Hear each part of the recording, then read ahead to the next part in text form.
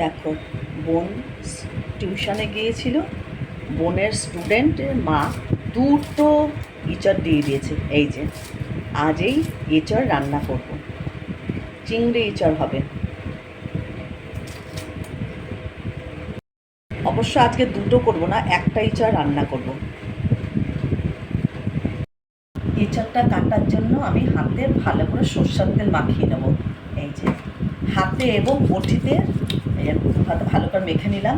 আর একটু নেব, নিয়ে আমি বটিতে ভালো করে লাগিয়ে নেব, না হলে একদম আটাতে চিপকে যাবে। এই যে ভালো করে বটির মধ্যে তেল নিয়ে নিলাম। এবার ইঁচড়টাকে আমি কাটবো। আর এখানে আমি হলুদ নুন জল নিয়ে নিয়েছি, এর মধ্যে ইঁচড়গুলো রাখবো, কালো হবে না আর আটাটাও ছেড়ে যাবে। এবার ইঁচড়টা আমি কাটবো। ওরে বাবা, একদম গাছের টাটকা তো, দেখো কিরকম কষ বেরোচ্ছে। এই দেখো কিরকম কষ। এবার আমি মাঝখান দিয়ে কেটে নেব।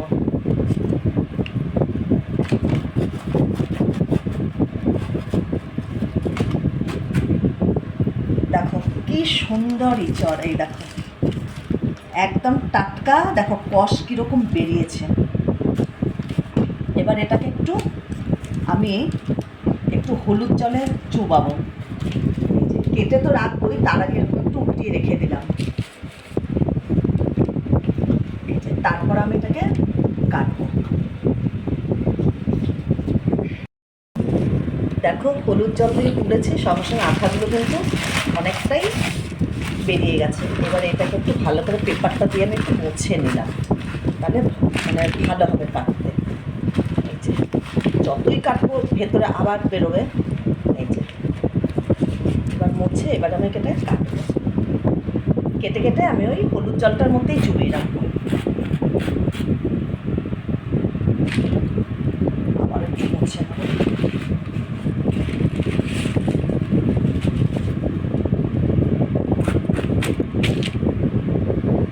করে কেটে আগে রাখে, এরকম পিস পিস করে কেটে নেব, তাহলে কাটতে সুবিধা হবে।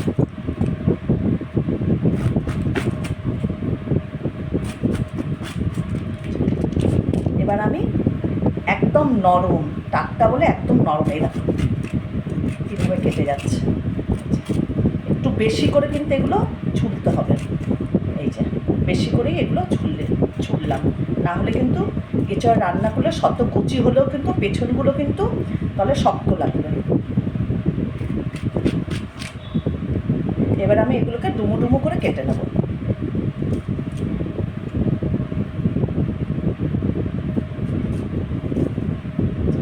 এরকম পিস পিস করে আমি এগুলোকে কাটবো।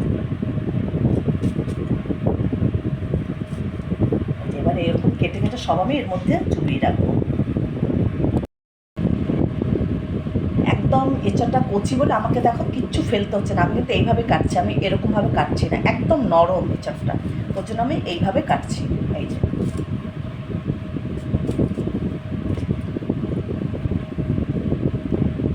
এঁচড়টা কিন্তু আমার কাটা হয়ে গেছে। এই যে নুন জলে ভিজিয়ে রাখবো একটু কিছুক্ষণ সময়। এই দেখো একটা এঁচড় দিয়ে কতটা হয়েছে, এক গামলা, দেখেছ? এই যে কাটা হয়ে গেছে। এবার এটাকে 10 মিনিট রেখে তারপরে এটাকে সিদ্ধ করতে দেবো। হালকা অল্প একটু সিদ্ধ করলে হয়ে যাবে, একদম কচি, জাস্ট আঠাটা একটু ছেড়ে যাবে, অল্প একটু সিদ্ধ করলে হয়ে যাবে। রান্না করার জন্য এই যে চিংড়িও কেটে ধুয়ে পরিষ্কার করে নিয়েছি। ইঁচড় চিংড়ি রান্না হবে। এবার সব গুছিয়ে নিয়েছি, এবার হচ্ছে রান্নার পালা। এঁচড়টা আমি সিদ্ধ করতে বসিয়ে দিয়েছি। এই যে এবার এটাকে আমি ঢেকে দেবো। ওই নুন আর হলুদ জলের মধ্যেই কিন্তু আমি এঁচড়টা দিয়ে দিয়েছি। এই যে এবার এটাকে আমি ঢেকে দেবো।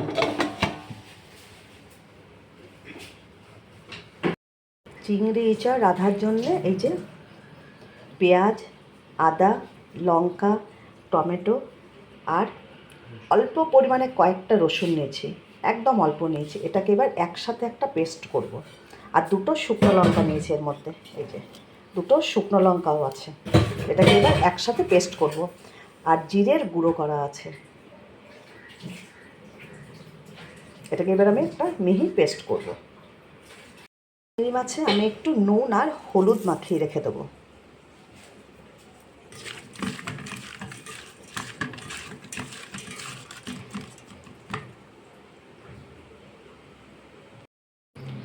বলেছিলাম জিরের গুঁড়ো দেবো, কিন্তু জিরের গুঁড়োটা দেবো না, গোটা জিরে আর অল্প একটু পরিমাণে ধনে এই যে জারের মধ্যে আমি ভিজিয়ে রাখলাম। একসাথে আদা রসুন লঙ্কার সঙ্গে একসাথে পেস্ট করব। এঁচাড়টা কিন্তু আমার একদম সিদ্ধ হয়ে গেছে এই যে। আর এর মধ্যে আমি মিডিয়াম সাইজের 3টে আলু দিয়েছি, আলুটাও সিদ্ধ হয়ে গেছে। এবার এটাকে আমি নাবিয়ে নেব। এই যে এঁচাড় আমার ভালো মতো সিদ্ধ হয়ে গেছে। এঁচাড়টা নামিয়ে নিয়েছি, এই যে জল ছেঁকে নিচ্ছি।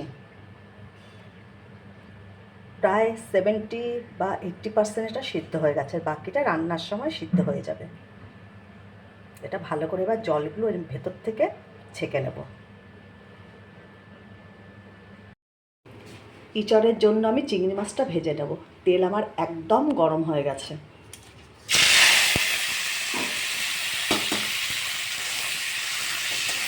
হালকা করে মাছটাকে ভাজবো, খুব কড়া করে কিন্তু মাছটাকে ভাজবো না, জাস্ট একটু হালকা নেড়ে চেড়েই তুলে দেবো। চিংড়ি মাছটাকে দেখে হালকা ভাজা হয়ে গেছে, এবার আমি এটাকে তুলে নেব।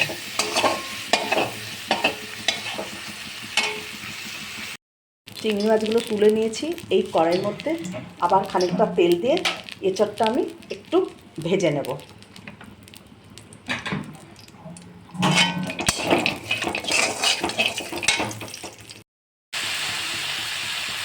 এঁচড়টা গরম তেলের মধ্যে ঢেলে দিয়েছি এই যে। এবার একটু এর মধ্যে নুন দিয়ে দেবো, দিয়ে একটু ভেজে নেব। এঁচড়ের মশলাটা আমি এই যে পেস্ট করে নিয়েছি, একদম দেখো মিহিভাবে পেস্ট করেছি। আর এর মধ্যে আমি খুব বেশি জলও দিইনি, পেঁয়াজ আর টমেটো দিয়ে যা জল বেরিয়েছে তাতেই আমার পেস্ট হয়ে গেছে। সামান্য একটু জল দিয়েছিলাম।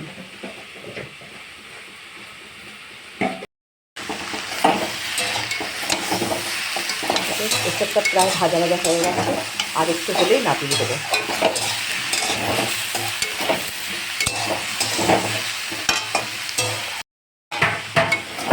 এসবটা কিন্তু একদম ভাজা ভাজা হয়ে গেছে। এই যে এঁচড়টা সিদ্ধ করার পরে একটু ভেজে নিলে এঁচড়ের মধ্যে যে জল ভাবটা থাকে সেটা একদমই কেটে যায়।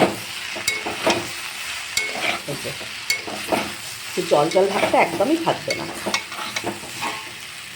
এটা এবার আমি নাবিয়ে নেব, হয়ে গেছে ভাজা। এঁচড়টা ভেজে নাবিয়ে নিলাম। এঁচড়টা নাবিয়ে নেওয়ার পরে ওই কড়াইতে আমি বেশ খানিকটা তেল দেবো, একটু বেশি তেল দিতে হবে এঁচড়ে। এই যে তেলটা গরম হলে এর মধ্যে জিরে আর শুকনো লঙ্কা আর তেজপাতা ফোড়ন দেবো।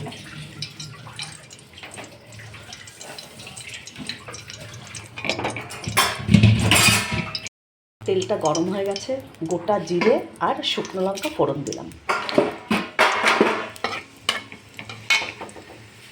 এর মধ্যে দুটো তেজপাতা দিয়ে দিলাম।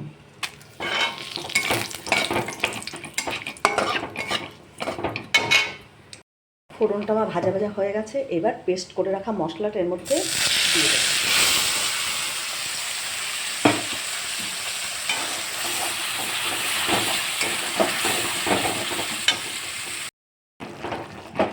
মশলাটা এবার ভালো করে কষিয়ে নেব। যতক্ষণ না তেল ছেড়ে দিচ্ছে ততক্ষণ পর্যন্ত এটা আমাকে কষাতে হবে। এখন এর মধ্যে 1 চামচ হলুদ দেবো। হলুদ তো সিদ্ধ করার সময় দিয়েইছিলাম, আরও 1 চামচ হলুদ দেবো। নুন সিদ্ধ করার সময় দেওয়া হয়েছে, আবার ভেজেছি তখনও দেওয়া হয়েছে। এখন অল্প পরিমাণে নুন দিলাম। এবার একটু ভালো করে কষিয়ে নেব।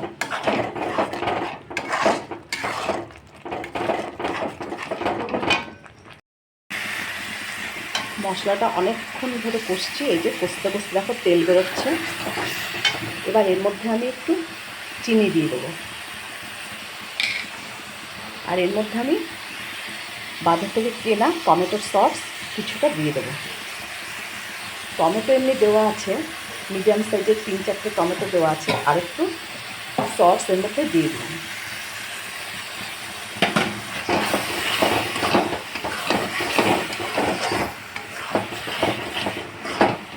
এবার সসটা দিয়ে আর একটু নাড়াচাড়া করলেই হয়ে যাবে। তারপর আমি এঁচড়টা এর মধ্যে ঢেলে দেবো। মশলাটা একদম ভালোভাবে কষা হয়ে গেছে। এবার আমি এঁচড়টা এর মধ্যে দিয়ে দেবো। এবার আবারও ভালো করে এর সঙ্গে একটু নাড়াচাড়া করে নেব। মশলাটা খুব ভালোভাবে এঁচড়ের সঙ্গে মিশে গেছে। এখন এর মধ্যে চিংড়ি মাছগুলো আমি দিয়ে দেবো।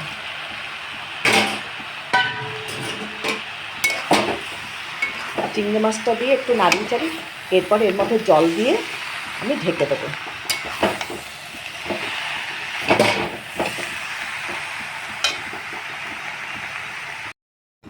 এঁচড়ের মধ্যে আমি কিন্তু এই যে জল দিয়ে দিলাম। এর থেকে আর বেশি জল দেব না। এটা এবার ভালো করে সিদ্ধ হলে একদম মাখা মাখা হয়ে যাবে।